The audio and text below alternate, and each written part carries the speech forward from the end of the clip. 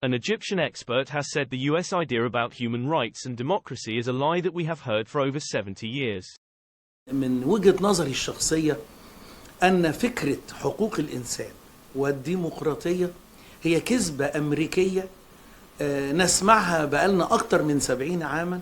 الصين كسبت الجولة ليس في التجارة كما يظن البعض فقط، ولكني أقول لحضرتك والسادة المشاهدين أن الصين كسبت جولة كبيرة في الإبداع التكنولوجي والتكنولوجيا المتقدمة، وهذا ما أفزع الولايات المتحدة الأمريكية أن الصين أصبحت دولة تكنولوجية حديثة جدا أرضية، وبالتالي هي تدعم أي حركة انفصالية وأي جماعة أو ميليشيات وأي شيء ضد الصين، وتجاهر بهذا حتى أن التصميم الصيني من ناحية، الحقوق التاريخية من ناحية، الدعم الدولي من ناحية ثالثة. لكل هذه الأسباب مجتمعة لن تنجح هذه المحاولات الانفصالية المزيفة، والمقصود منها فقط تعطيل الصين عن الرفاهية. نفس السيناريو يتكرر من الولايات المتحدة الأمريكية في كل دولة، في كل دولة تقوم بنفس الفكر،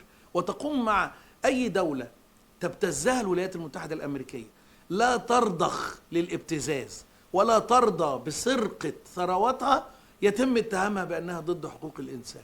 يحدث هذا في العالم العربي وفي الشرق الأوسط وفي الخليج والعربي وفي كل مكان.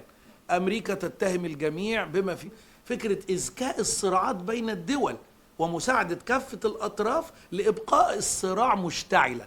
هي فكرة قديمة وتتجدد، وما زالت الولايات المتحدة الأمريكية تحاول أن تحافظ على ما تراه مصالحها في بيع الأسلحة وفي سرقة ثروات الدول وفي تعطيل أي دولة تتقدم مثل الصين.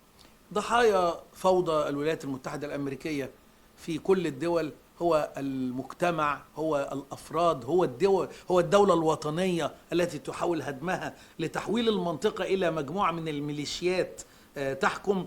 كل هذا محاولة أمريكية مستمرة، وأنا أعتقد أنها ستستمر لأنها لا تعرف غيرها، ولكن من يدفع الثمن